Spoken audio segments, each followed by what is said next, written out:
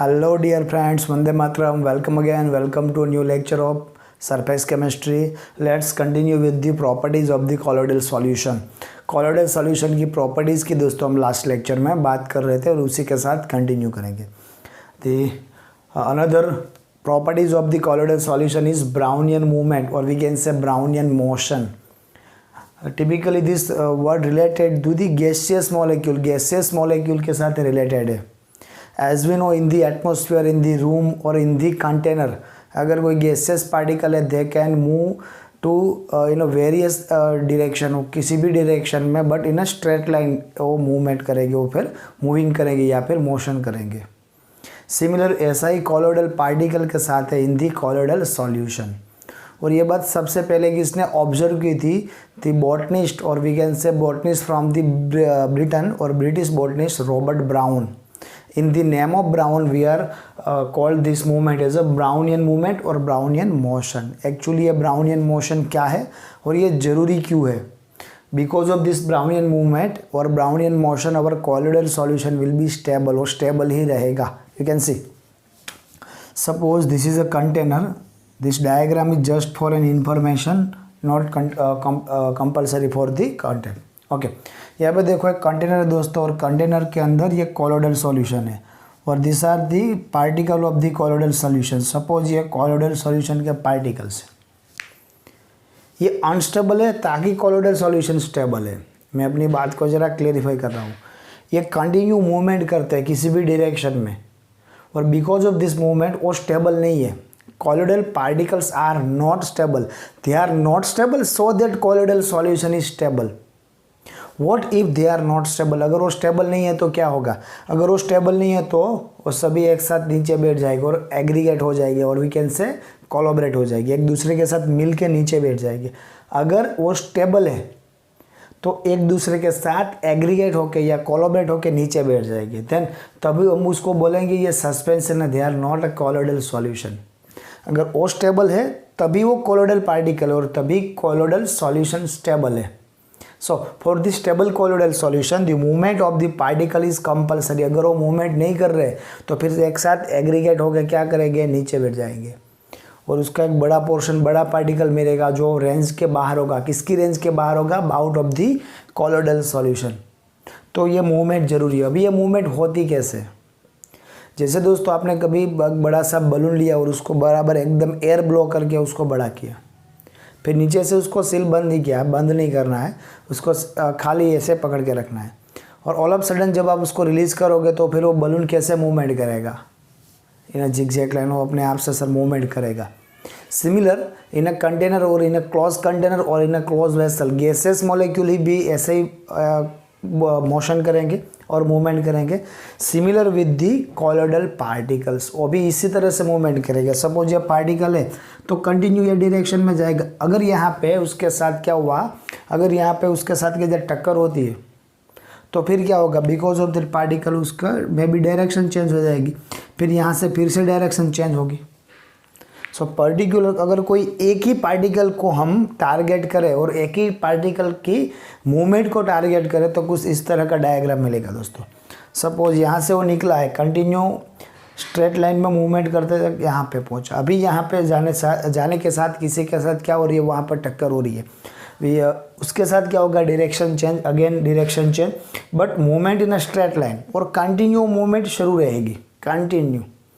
अभी वो मूवमेंट होती किस तरह से? बिकॉज ऑफ कौन से रीज़न के लिए वो मूवमेंट हो रही है? उसको धक्का कौन दे रहा? फोर्स कहाँ से आ रहा है? So this are the colloidal particle but we are know that one more portion is there, that is dispersion medium.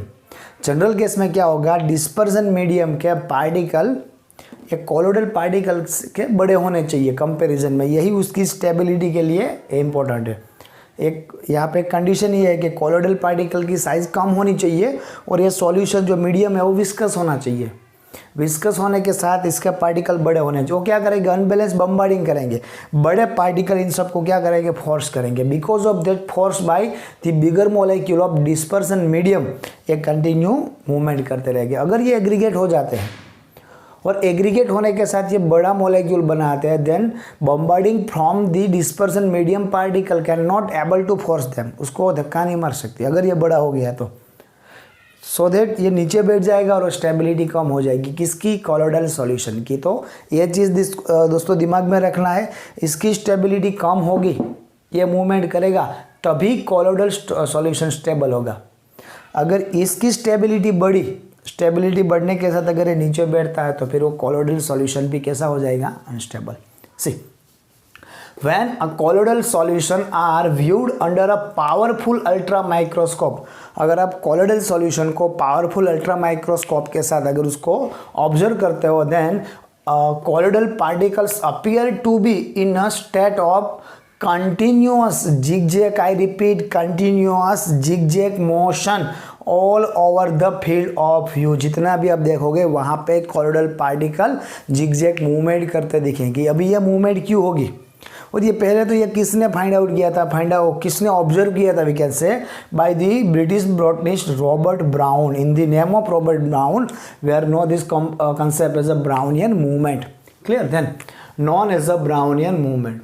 This motion in independent of the nature of the colloidal but colloids, sorry, ये जितने भी colloidal particles है, particle के nature से ये movement free है, उसके साथ कोई रिलेशन नहीं है, but depends on the size of the particle. As we know less size, जितनी साइज कम होगी इतना यह मूवमेंट ज़्यादा होगा।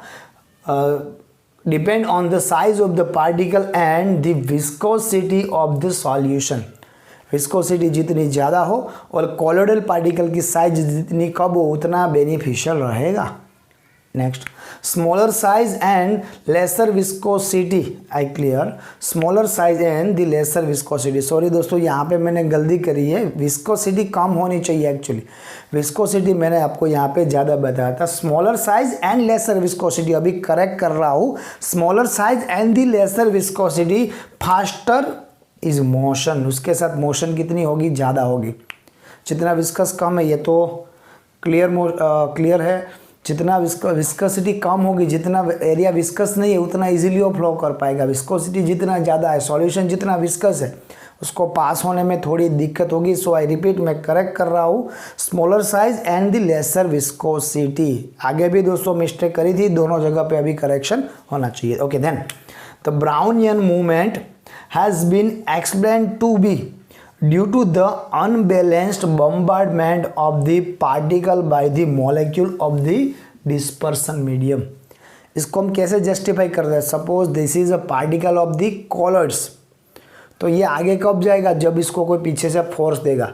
अभी जो पीछे से फोर्स दे रहा है इसको आगे जाने के लिए, उसका खुद का energy comparison to this molecule ज़्यादा होनी चाहिए, और वो कौन से मॉलिक्यूल है, molecule of the dispersion medium.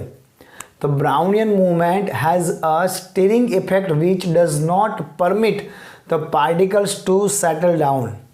अभी ये यहाँ पे क्या हो रहा है, इसका मीनिंग क्या है, हम ये कह सकते हैं because of this Brownian moment continue steering हो रहा है, अपने से हम कर नहीं रहे, ये कंटिन्यू स्टीयरिंग हो रहा है। किस वजह से हो रहा है, because of Brownian movement.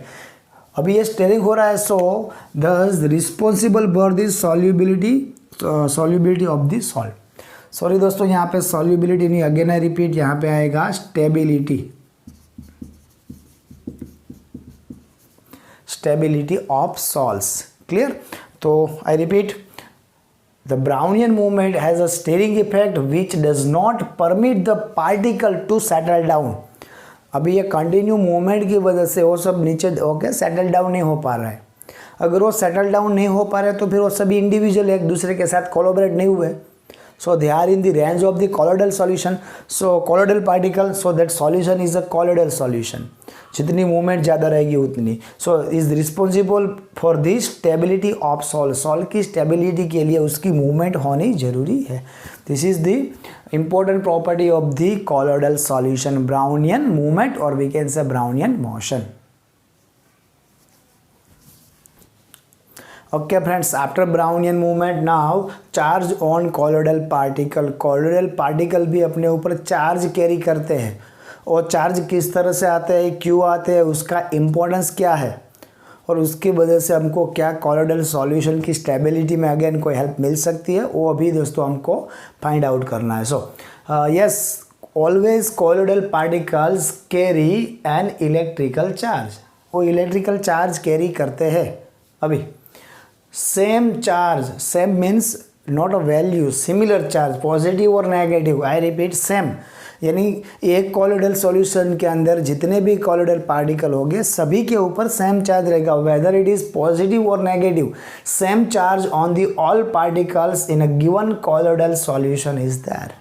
Okay, in a colloidal solution, all and each and every particles of the colloids contain a similar charge, whether it is positive or negative. Here some examples of the charge colloidal solutions. अभी colloidal solution के जो charge रहते हैं उसके according कुछ example है. First of all positively charge salt, some salts are given here which are positively charge, उसके ऊपर जो चार्ज होगा that is positive. They are nothing but the hydrated oxide, metal oxide, aluminum oxide Al2O3 into XH2O और chromium oxide CrO3 into XH2O और Fe2O3 into XH2O. अभी ये इस तरह के जितने भी मेटल ऑक्साइड है जो हाइड्रेटेड है they are mainly positively charge solve हो गए. Then some dyes, basic dyes, basic in nature, some basic dye stuff like methylene blue. Yes, methylene blue is also a colloidal solution with a positive charge. And the HB means hemoglobin in our blood. Hemoglobin in our blood is also a positively charged colloidal solution where some oxides, some metal oxide यहाँ पे नहीं बोल सकता, metal or non metal, some oxide with positive charge is possible like titanium dioxide TiO2 metal oxide with a positively charged solution. Okay, there are some negatively charged solution are also there. Let us see. First is metal solid like copper, silver or gold. Copper solution or copper colloidal solution or silver or gold colloidal solution may contain a negative charge. Some sulfide, metal sulfide like AS2S3, arsenic sulfide, antimony sulfide, cadmium sulfide salt are negatively charged colloidal solution. Some acid dye stuff like जैसे basic dyes में हमने पढ़ा था methylene blue positively होती है, same acidic dyes like eosin and Congo red are negatively charge colloidal solution. Okay, the salt of starch, gum, gelatin, clay and charcoal etc. They are mainly negatively charged colloidal particles. So it's all about the charge of the colloidal solution or charge of the particle of the colloidal solution. Now अभी ये कोई भी charge carry करते हैं whether it is positive and negative, what is the benefit of the charge, ये charge कोई beneficial है. And one more question, काफ़ी बच्चों को यहाँ पे ये भी क्वेश्चन राइज होगा सर तो ये इलेक्ट्रिकली यहाँ पे अनबैलेंस होगा, बैलेंस नहीं हो रहा है, पॉजिटिवली चार्ज है और नेगेटिवली चार्ज है. कोई सॉल्यूशन में आप पॉजिटिव या नेगेटिव चार्ज इंडिविजुअल ऐसे हमने पढ़ा था आप आइसोलेट नहीं कर सकते, और यहाँ पे आप कह रहे हो दे आर पॉजिटिवली और नेगेटिवली चार्ज. अभी दोस्तों ये हमको दिमाग में रखना है, if this colloidal particles are positively charge it means इसके सिमिलर नेगेटिव चार्ज मीडियम में रहा होगा. So they are electrically we can say electrically balance, जितना पॉजिटिव है उतना नेगेटिव भी है. अगर colloidal particles पॉजिटिवली चार्ज है तो उसके अकॉर्डिंग नेगेटिव चार्ज मीडियम में होगा. अगर colloidal पार्टिकल नेगेटिवली चार्ज है उसके अकॉर्डिंग पॉजिटिवली चार्ज मीडियम में होगा. वो किसकी वजह से होगा वो आगे हम बढ़ेंगे. ठीक है, अभी इंपॉर्टेंस ऑफ द चार्ज, ये चार्ज अगर colloidal सॉल्यूशन में रहा तो बेनिफिशियल है या नहीं. कोऑर्डिनेट में दोनों क्वेश्चन साथ में भी आ सकते हैं, अलग से भी एक क्वेश्चन आ सकता है. What is the importance of the charge, और we can describe the stability of the colloidal solution on the basis of the charge. colloidal solution की स्टेबिलिटी चार्ज के बेसिस पे हमको समझनी है. सपोज यहाँ पे कोई colloidal सॉल्यूशन है in a container, in this particular given container colloidal charge are positively charge as we shown. हमको यहाँ पे दिख रहा है सम colloidal पार्टिकल्स दिख रहे हैं, हालांकि इतने बड़े होते नहीं है, जस्ट फॉर एन इमेजिनेशन. हमको यहाँ पे पॉजिटिवली चार्ज colloidal पार्टिकल्स दिख रहे हैं. अभी ये एग्रीगेट नहीं हो गए या कोलैबोरेट नहीं हो गए या फिर वी कैन से एक दूसरे के साथ नहीं आएंगे. क्यों नहीं आएंगे? Because of all having a similar charge. और अगर सेम चार्ज रहा तो उसके बीच रिपल्शन पॉसिबल है, attraction is not possible. Because of this similar charge they can not aggregate और कोलैबोरेट विथ ईच अदर. और वो कोलैबोरेट होने के बाद सस्पेंशन में कन्वर्ट नहीं हो गया। So we can say because of this charge colloidal solution is stable as the, आगे हमने पढ़ा था ब्राउनियन मोशन की वजह से भी वो स्टेबल है, और स्टेबिलिटी बिकॉज ऑफ चार्ज भी है, चार्ज की वजह से भी वो स्टेबल। अगर सपोज यहाँ पे पॉजिटिव चार्ज और यहाँ पे नेगेटिव चार्ज रहा तो all positive and negatively charge colloidal particle come together and format a bigger size ion और bigger size particle out of the range of the colloidal solution. So colloidal के बाहर चले जाएगी अगर डिफरेंट चार्ज रहा तो। बट यहाँ पे सिमिलर चार्ज होते हैं जो हमने पहले ही क्लियर करा था। Because of this similar charge they are stable. Okay, this similar charge is prevent them from colliding और we can say aggregating when they come closer to one another. जब वो एक दूसरे के नज़दीक आते हैं तब उसका कोलैबोरेशन हम प्रिवेंट कर सकते हैं या फिर कोलैबोरेशन होने से उसको दूर रख सकते हैं because of this similar charge. Okay, ये भी क्लियर हुआ। Now what is the reason behind this positive और नेगेटिव चार्ज? कौन सा ऐसा क्या रीजन है कि जिसकी वजह से ये पार्टिकल पॉजिटिवली और नेगेटिवली चार्ज होते हैं? तो दो मेन रीज़न है, वही अभी हमको यहाँ पे डिस्कस करने हैं। दो मेन रीज़न हमको यहाँ पे डिस्कस करने हैं। Suppose if you are talking about a metallic salt sorry, ऐसे कोलोइडल सॉल्यूशन के बारे में बात कर रहे हैं जो मेनली मेटल से हो रहा है, तो उसका जब कोलोइडल सॉल्यूशन बन रहा होगा तब उसका डिस्पर्सन हम किस तरह से करेंगे? इलेक्ट्रो डिस्पर्सन करेंगे।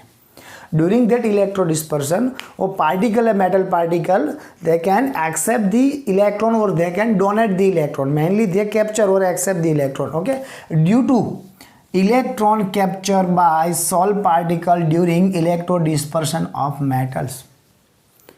अभी कोई मटेरियल या फिर कोई पार्टिकल अगर अपने ऊपर इलेक्ट्रॉन कैरी कर रहा तो इलेक्ट्रॉन का खुद का नेगेटिव चार्ज वो अपने साथ कैरी करेगा ही करेगा। क्लियर है? One more reason is due to preferential और वी कैन से प्रीफरेबल, इसके लिए अप्रोप्रिएट वर्ड प्रीफरेंटियल और preferable absorption of ion from a solution and और due to formulation of the electrical double layer. इसको यहाँ से अलग भी कह सकते हैं, तीसरा एक रीजन भी कह सकते हैं, और ये दोनों समहाउ सिमिलर है। ये दोनों सिमिलर तो एक साथ में भी लिख सकते हैं। अभी यहाँ पे एक्चुअल में हो क्या रहा है, हमने दोस्तों एक कंसेप्ट पढ़ा था to make a colloidal solution, peptization. वो पेप्टाइजेशन में हमने देखा था to make a colloidal solution, if we want to make a colloidal solution of FeCl3 we can take help of FeOH3। हमने ये पढ़ा था अगर आपको किसी सॉल्ट का, किसी फ्रेश प्रेसिपिटेट सॉल्ट का कोलोइडल सॉल्यूशन बनाना है तो डिस्पर्सन मीडियम में और प्रेसिपिटेट्स ऐड करने के साथ थोड़ा एक हमको क्या करना पड़ेगा, उसके साथ एक इलेक्ट्रोलाइट भी ऐड करना पड़ेगा जिसका पॉजिटिव और नेगेटिव दोनों में से कोई एक आयन कॉमन हो, और वो कॉमन आयन क्या करेगा, उसके ऊपर एडसॉर्ब होगा। से और यहाँ पे ऐसे भी हो सकता है, suppose FeOH3 is a colloidal solution and FeCl3 is electrolyte. दोनों इंडिविजुअल, दोनों एक साथ हो सकते हैं, सॉरी दोनों अलग अलग कंडीशन में हम बना सकते हैं। अभी यहाँ पे Fe+3 कॉमन है, इसका सॉल्यूशन बनाना है और इसके साथ हमने FeOH3 थोड़ा एज ए इलेक्ट्रोलाइट वहाँ पे ऐड किया हुआ है, तो क्या होगा Fe+3 जो सूटेबल है वो पहले क्या होगा, उसके ऊपर एडसॉर्ब होगा। सो उसको हम क्या बोलेंगे, प्रीफरेबल एडसॉर्प्शन। इसके साथ में यहाँ पे लिखा है due to formulation of electrical double layer. ये सर कैसे होगा, that we are going to discuss in next slide. इसके नेक्स्ट स्लाइड में हम वो भी डिस्कस करेंगे इलेक्ट्रिकल डबल लेयर किस तरह से फॉर्मेट होगा, बट वो यही है प्रीफरेंटियल और प्रीफरेबल एडसॉर्प्शन ऑफ आयन। तो similar, I repeat, similar positive और नेगेटिव चार्ज इलेक्ट्रोलाइट को किसी प्रेसिपिटेट के साथ ऐड करेंगे इन अ डिस्पर्सन मीडियम, और वहाँ से जो कॉमन आयन है वेदर इट इज़ पॉजिटिव और नेगेटिव वो इसके ऊपर एडसॉर्ब होगा, और इस बिकॉज ऑफ दिस Fe+3 अभी यहाँ पे अगर कोलोइडल सॉल्यूशन बनेगा तो पॉजिटिवली चार्ज कोलोइडल सॉल्यूशन बनने वाला है। क्लियर है? FeOH था, इसके मेरे पास फ्रेश प्रेसिपिटेट्स है और उसके अंदर मैं थोड़ा FeCl3 ऐड कर रहा हूँ, तो फिर FeOH थाइस वो बनेगा मेरा कोलोइडल पार्टिकल और उसके ऊपर Fe+2 बनेगा मेरा positive charge, similar with negative charge also. Okay, so this are the reason of, I repeat, this are the reason of charge on the colloidal particles. Okay, अभी दोस्तों यही पॉइंट को आगे कैरी करेंगे, इसके ऊपर डिपेंडेड ही हमको इलेक्ट्रिकल डबल लेयर पढ़ना है और उसके अकॉर्डिंग जेटा पोटेंशियल भी पढ़ना है। So please be concentrated. Okay friends, let us continue with the charge of the colloidal solution. इसी टॉपिक में से कुछ सब क्वेश्चंस हैं जो आपके एग्जाम में आ सकते हैं और important for MCQ also. The first question is development of charge on solve particle. Sir ये तो आगे की स्लाइड में आ चुका है, इसके रीज़न भी पढ़े थे। पर्टिकुलर एक रीज़न को हमको यहाँ पे डीप में जाके पढ़ना है। So development of charge on particles by preferential adsorption और preferable adsorption. Okay, similar ion adsorption हमने पढ़ा था, जो लास्ट में एग्जांपल देखा था। उसी तरह से प्रीफरेंटियल एडसॉर्प्शन से जो चार्ज होता है वो एक्चुअल में किस तरह से फॉर्मेट होता है वो हमको देखना है। सो यहाँ पे दोस्तों आप देख सकते हो मेरे पास एक सॉल्यूशन है, sorry, the solution of Ki here the measure quantity is aqueous solution of Ki. Repeat, particular in this given container solution of Ki is there, potassium iodide का solution है। I am adding some amount or some quantity of the AgNO3। मैं इसके अंदर थोड़ा AgNO3 add करना हो। After some time the solve for colloidal solution is prepared there, वहाँ पे कोलोडल सॉल्यूशन बनेगा। In this particular colloidal solution AgI colloids बनेंगे और on the outer surface of the AgI particles I minus can be adsorbed. उसके ऊपर जो absorb होने वाला है दैट इज I माइनस। अगर यहाँ पे दोस्तों I माइनस एडसॉर्ब हो रहा है, आई रिपीट, अगर यहाँ पे I माइनस एडसॉर्ब हो रहा है, so we can say sir ये नेगेटिवली चार्ज कोलोडल सॉल्यूशन होगा। ओके, सिमिलर यही दोनों को मिक्स करना है Ki and AgNO3, but condition is differ. अभी यहाँ पे क्या करते हैं दोस्तों, in a given container we have AgNO3 in a large quantity. हमारे पास AgNO3 सिल्वर नाइट्रेट का एक्वायस सॉल्यूशन है। We are adding some amount of Ki इधर, हम कुछ अमाउंट में Ki ऐड कर रहे हैं और we are trying to prepare a colloidal solution. यहाँ पे भी दोस्तों फिर से AgI सिल्वर आयोडाइड का ही कोलोडल सॉल्यूशन बनेगा, but this time the adsorb ion is Ag+, silver plus ion यहाँ पे दोस्तों एडसॉर्ब होगा। सो वी कैन से अगर ये पॉजिटिवली चार्ज आयन यहाँ पे एडसॉर्ब हो रहा है तो this given solution is positively charge solution, here given solution is negatively charge solution. Similar colloidal solution है but with the different charge, negatively and the positively. Okay, one more, we have boiling water. यहाँ पे दोस्तों warm किया हुआ, boil किया हुआ water है हमारे पास, and I am adding some quantity of FeCl3 यहाँ पे ऐड कर रहे हैं।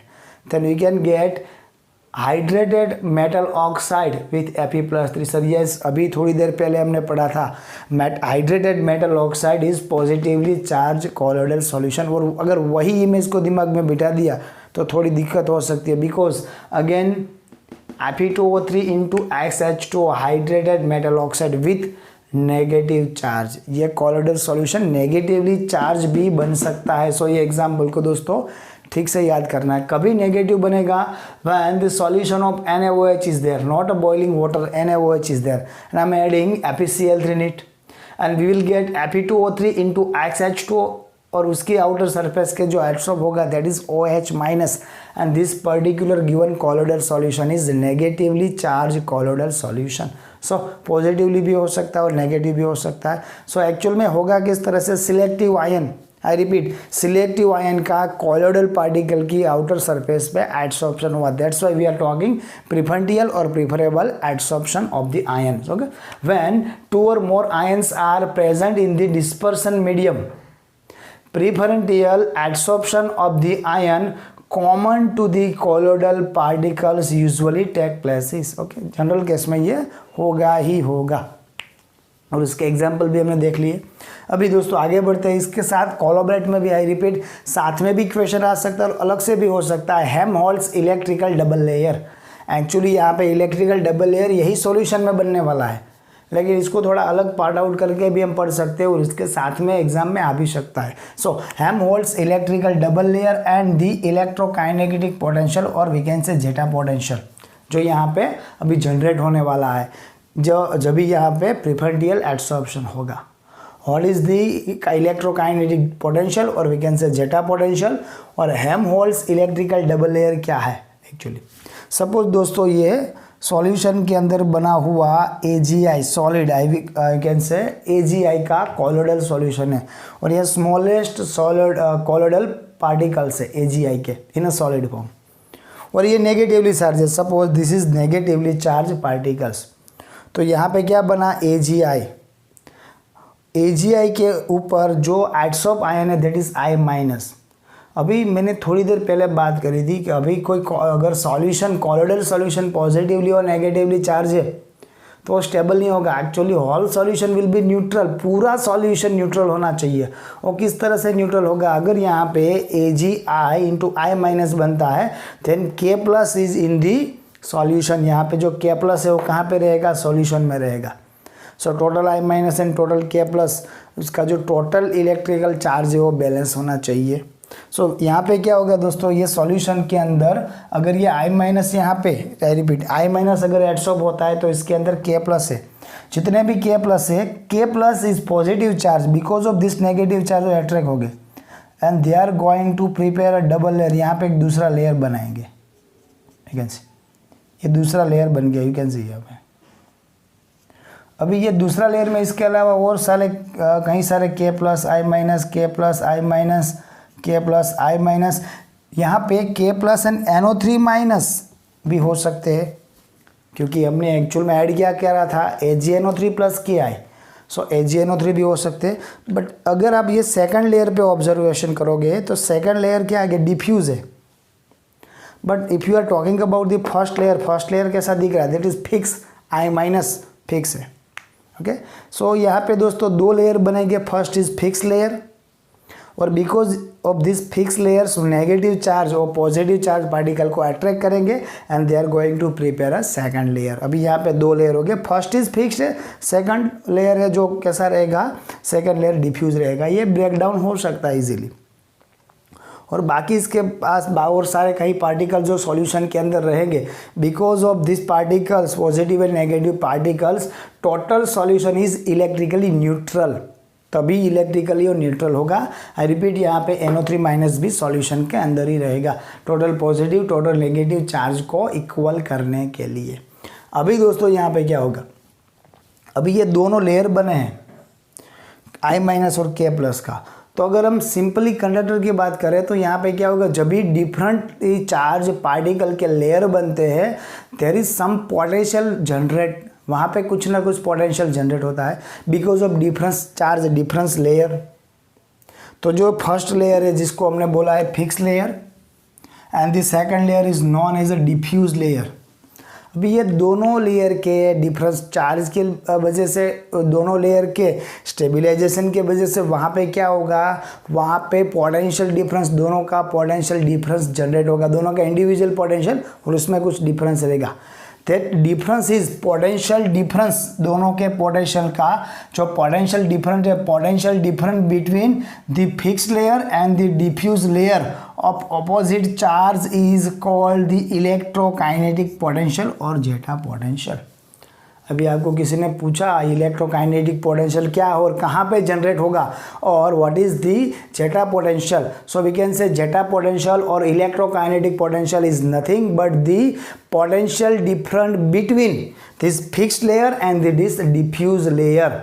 I repeat, zeta potential or electrokinetic potential is nothing but the potential difference between fixed layer and the diffuse layer.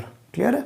अभी दोस्तों यहाँ पे एक एडिशनल थोड़ा एक पॉइंट है, दो पॉइंट हमको देखने हैं। First is if particles without double layer, तो क्या होगा, अगर यहाँ पे डबल लेयर जो जनरेट हो रहा है वो जनरेट नहीं होगा तो क्या होगा, उससे क्या प्रॉब्लम क्या होगा, स्टेबिलिटी में कुछ होगा या नहीं होगा। आगे की स्लाइड में हमने देखा था because of charge similar charge on the colloidal particle stability is there, ऐसा हमने पढ़ा था। अभी यहाँ पे हम ये पढ़ेंगे जो जब डबल लेयर बनता है तो स्टेबिलिटी ज़्यादा है, दोनों केस में स्टेबिलिटी तो है बट इसके ऊपर नेगेटिव या positive charge, if positive charge is here, यहाँ पे अगर पॉजिटिव होता तो उसके ऊपर नेगेटिव चार्ज जनरेट होने वाला था, अगर यहाँ पे नेगेटिव होता तो पॉजिटिव चार्ज जनरेट होने वाला था। ये पॉजिटिव और नेगेटिव चार्ज का जो डिफरेंस है, आई रिपीट, पॉजिटिव और नेगेटिव चार्ज का जो डिफरेंस है उसकी वजह से जो पोटेंशियल डिफरेंस हो रहा है वो स्टेबिलिटी को कुछ ज़्यादा हद तक आगे बढ़ाएगा। अगर ये डबल लेयर नहीं है फिर भी वो स्टेबल ही है, but because of double layer more stability is there. अभी हम यहाँ पे सिंपल बात करते हैं। Suppose this is a container और ये कंटेनर के अंदर ऐसे काफ़ी सारे कॉलोइडल पार्टिकल है। जस्ट सपोज यहाँ पे 2 पार्टिकल दिख रहे हैं और इसके ऊपर सिमिलर चार्ज, कोई पॉजिटिव या नेगेटिव चार्ज है, और similar charge is here also. तो because of this layer, I repeat, okay, मैंने यहाँ पे आगे माइनस करा तो यहाँ पे माइनस लिखना पड़ेगा, नेगेटिवली चार्ज। अब ये नेगेटिवली चार्ज है because of adsorption of I minus. तो बिकॉज ऑफ आई माइनस वहाँ पे दूसरा एक लेयर बनेगा। अगर ये दूसरा लेयर नहीं है, मैं फिर से रिपीट कर रहा हूँ, अगर ये दूसरा लेयर नहीं है, डबल लेयर नहीं है, तो जब ये दोनों नज़दीक आएंगे, रिपल्सन तो है बट वो ड्यूअल रिपल्सन हो रहा था। पहले जो रिपल्सन था वो ज़्यादा था, क्योंकि दो बार पहले पॉजिटिव का अगर किसी तरह से पॉजिटिव की चेन ब्रेक डाउन करके एकदम नज़दीक आ जाते हैं तो फिर ये स्ट्रॉन्ग फिक्स लेयर का तो रिपल्सन यही, बट ड्यूल रिपल्सन मिलेगा ना। पहले यहाँ पे भी पॉजिटिवली और चार्ज और यहाँ पे पॉजिटिवली चार्ज नज़दीक आते हैं, अगर ये कहीं यहाँ ब्रेक डाउन होता है then negative charge is there दोनों का। अभी यहाँ पे दूसरा लेयर नहीं तो दोनों डायरेक्टली या पॉजिटिव या फिर नेगेटिव एक दूसरे के नज़दीक आएंगे। The possibility of van der Waals attraction is there. हमने 11th में पढ़ा है दोस्तों, सिमिलर चार्ज और we can say non polar, कोई चार्ज नहीं है, ऐसे 2 पार्टिकल एक दूसरे के नज़दीक आते हैं, then the possibility of London force, van der Waals का weak force London force is there, वो हो सकता है। सो स्टेबिलिटी थोड़ी कम होगी in comparison of double layer, ये दिमाग में रखना है। यहाँ पे van der Waals force attraction generate हो सकता है। Okay, second thing is the addition of more electrolyte. As we learn the some quantity और few quantity of electrolyte is compulsory to make a lyophobic colloidal solution, but a few quantity, क्योंकि वो sensitive है। अगर quantity बढ़ेगी तो क्या होगा? Okay, the addition of more electrolytes, अगर कुछ स्मॉल क्वांटिटी चाहिए, अगर हम वहाँ पे ज़्यादा क्वांटिटी रखते हैं, then if the quantity of the electrolyte is more then the decrease electrostatic repulsion. अगर ज़्यादा इलेक्ट्रोलाइट्स हम ऐड कर रहे हैं तो ज़्यादा इलेक्ट्रोलाइट्स से क्या होगा, उसका जो अपर लेयर है, अपर लेयर ब्रेक डाउन होना शुरू हो जाएगा, जो एडसॉर्ब हुआ है। अगर वो एकदम से एडसॉर्ब हुए आयन को हम रिमूव कर रहे हैं तो फिर वो जो चार्ज वाला प्रॉब्लम था, सिमिलर चार्ज की वजह से एक दूसरे के नज़दीक नहीं आ रहे, तो स्टोरी डिक्रीज हो जाएगा। So we can say the addition of more electrolytes is simply decrease the electrostatic repulsion। ये colloidal particle के बीच का जो repulsion है वो कम हो जाएगा। अगर ये repulsion कम हुआ then they are ready to collaborate और aggregate to each other, एक दूसरे के साथ aggregate होके नीचे stable down हो जाएगी। If stable down that particle, the stability of the colloidal solution is also decrease। अगर वो stable हुए तो सॉल्यूशन की स्टेबिलिटी डिक्रीज हो जाएगी। वो स्टेबल नहीं होने चाहिए, वो मूवमेंट करते रहना चाहिए। ओके, सो अगर एकदम सिंपल वे में कहें, अगर हम ज़्यादा क्वांटिटी में इलेक्ट्रोलाइट्स डालेंगे तो उसकी stability of the colloidal solution कम होगी। ओके, उसकी stability means stability of the colloidal solution will be decrease, precipitates हो जाएंगे दोस्तों, और सॉलिड फॉर्म में हमको बाहर मिल जाएंगे कॉलोइडल पार्टिकल्स, वो कॉलोइडल रेंज से बड़ी साइज वाले पार्टिकल्स में कन्वर्ट हो जाएंगे। सो ये दोनों क्वेश्चन अलग से भी आ सकते हैं और यहाँ पे एक साथ में भी आ सकते हैं दोस्तों। ठीक है, अभी आगे दोस्तों हमको पढ़ना है इसके बाद, that is the electrophoresis of the colloidal solution. Okay friends, now we aware that any colloidal solution particle may contain a charge, whether it is positive or negative. Now we are want to find out the charge of the any colloidal solution particle. किसी colloidal solution particle के charge को find out करना है, कौन सा है, they are carrying positive or negative charge. So to find out the charge of the colloidal particle we can take help of the electrophoresis. Okay, with the help of electrophoresis we are able to find out the charge of the colloidal particles. ये किस तरह से होगा दोस्तों? In this particular condition हम ये यहाँ पे U शेप का एक ग्लास के एक कंटेनर लेंगे। In this particular given vessel और कंटेनर, यहाँ पे जो फॉर्मेशन आपको दिख रहा है दैट इज, यहाँ पे 2 इलेक्ट्रोड्स होंगे, cathode and anode. In general case this anode and cathode can be prepared by the platinum के कैथोड एनोड हो गए जो आपको यहाँ पे दिख रहे हैं। ओके, और इसको मैंने डायरेक्टली कहाँ से बैटरी के साथ अटैक किया है, negative part and this is the positive part. Clear है। अभी ये ग्लास वेसल या ग्लास कंटेनर को मैं अंदर सॉल्यूशन फिल करने के लिए मैं किसकी हेल्प ले रहा हूँ, यहाँ पे मेरे पास एक रिजर्वायर है और यहाँ पे आप देख सकते हैं there is stop clock is there, stop cock is there. जब भी मैं स्टॉप को ऑन करूँगा और प्रेशर के साथ यहाँ पे कॉलोइडल सॉल्यूशन फिल करूँगा, ये एक बार पूरा फिल हो जाए, पूरा इलेक्ट्रोफोरेसिस का जो इंस्ट्रूमेंट आपको दिख रहा है, इंस्ट्रूमेंट पूरा कॉलोइडल सॉल्यूशन से फिल हो जाए, उसके बाद हम क्या करेंगे, हम ये कॉक को स्टॉप कर देंगे। उसके बाद ना ही ये सॉल्यूशन बाहर आएगा और ना ही बाहर से दूसरा सॉल्यूशन अंदर डाल सकते हैं। अभी जो हमको दिख रहा है that is cathode and anode, वहाँ पे उसको बैटरी के साथ हमने अटैच किया है, स्टॉप कॉक बंद है और अंदर जो सॉल्यूशन भरा है that solution is colloidal solution. इतना क्लियर है।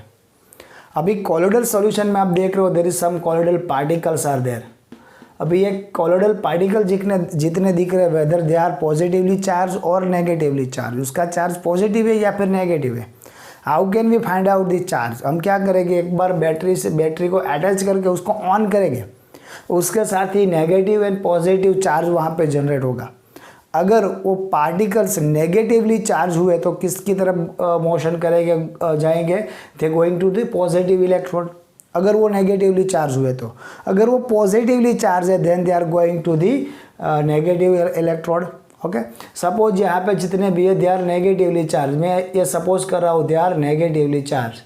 अगर वो नेगेटिवली चार्ज है तो उसकी यहाँ पे मूवमेंट होगी, मूवमेंट टुवार्ड्स दी एनोड और we can say positive electrode. अगर ये जितने पार्टिकल्स है, ये पार्टिकल अगर नेगेटिवली चार्ज हो, सॉरी पॉजिटिवली चार्ज होते तो उसका मूवमेंट हमको देखने को मिलता कैथोड की ओर। यहाँ पे हमने सपोज करा they are negatively charge, so they are moving towards the anode और we can say they are moving towards the positively charge. This is nothing but the electrophoresis. और एक जगह पे सभी क्या हो गए, डिपॉजिट हो गए। हम ये फाइंड आउट कर लेंगे दे आर पॉजिटिवली चार्ज और नेगेटिवली चार्ज, बट यहाँ पे दोस्तों प्रेसिपिटेशन हो जाएगा। ये जितने भी कॉलोइडल पार्टिकल्स है वो कोलोबरेट हो जाएंगे, एक साथ ही यहाँ पे एडसॉर्ब होने वाले या फिर एक साथ ही यहाँ पे जुड़ने वाले।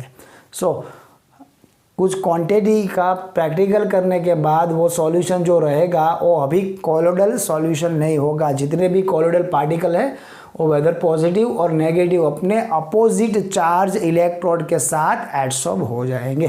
सो we can see the existence of the charge on the colloidal particle is confirmed by electrophoresis experiment. ये इलेक्ट्रोफोरेसिस एक्सपेरिमेंट के साथ हम इसको कंफर्म कर सकते हैं। The movement of colloidal particles under an applied electrical potential, जो यहाँ पे एनोड और कैथोड को हमने अटैच कराया with the battery. Okay, potential is called electrophoresis. अभी दोस्तों एक और कंडीशन है, यहाँ पे हमने इलेक्ट्रिकल चार्ज अप्लाई कर दिया है, इलेक्ट्रिकल पोटेंशियल, और जो जितने भी पार्टिकल्स है वो मूवमेंट कर रहे हैं। अगर किसी भी तरह से किसी भी टेक्निक के साथ हम उसको स्टॉप कर देते, उसको अभी मूवमेंट करने देना नहीं है सर। अगर वो मूवमेंट नहीं करेगा तो पार्टिकल्स ऑफ द मीडियम वो मूवमेंट करेंगे। क्यों? क्योंकि वो अभी चार्ज पार्टिकल ही है, टोटल तो न्यूट्रल है, हमने पढ़ा था। अगर ये नेगेटिवली चार्ज है तो अपोजिट चार्ज है वो कहाँ पे रहेगा, opposite charge in the solvent in the language of solution. I am talking about solution because ऐसा आपने सॉल्यूशन में पढ़ा हुआ है। इन दी ऑस्मोसिस, ऑस्मोसिस में आपने क्या किया था, with the help of SPM, और एसपीएम मेम्ब्रेन की हेल्प से आपने क्या करा था, मूवमेंट आपने स्टॉप कर दी थी। किसकी मूवमेंट स्टॉप करी थी, movement of the solute. Solute particle अंदर बाहर नहीं आ जा सकते थे, बट सॉल्वेंट के पार्टिकल वहाँ पे एसपीएम से पास होके दूसरे सॉल्यूशन में जा सकते थे, और we can say pure solvent के पार्टिकल सॉल्यूशन में जा सकते थे। तो सिमिलर वही होगा अगर हम ये कॉलोइडल पार्टिकल को मूवमेंट नहीं करने देते हैं तो फिर ये तो हो गया ऑस्मोसिस, तो फिर ये ऑस्मोसिस कहलाएगा। But in this particular osmosis यहाँ पे इलेक्ट्रिकल फील्ड अप्लाई किया हुआ है, so that this osmosis is known as the electroosmosis. We can see when electrophoresis movement of particle is prevented by the some suitable means. किसी भी condition के साथ, किसी भी टेक्निक के साथ ये पार्टिकल की मूवमेंट हम क्या कर रहे हैं, प्रिवेंट कर रहे हैं, स्टॉप कर रहे हैं। Then the dispersion medium begins to move in electrical field. dispersion medium in the language of solution, they are solvent. This phenomena is termed as a electroosmosis. तो दोस्तों आपको ऑस्मोसिस के साथ अभी इलेक्ट्रोऑस्मोसिस भी याद रखना है. ओके, आई होप आज के लेक्चर में दोस्तों जितना भी टॉपिक हमने कवर किया है आपको इजीली याद रह जाएगा. अगर कोई दिक्कत रहती है, कोई क्वेरी है, then we will meet in the doubt solution lecture. Okay दोस्तों, till then stay home, stay safe.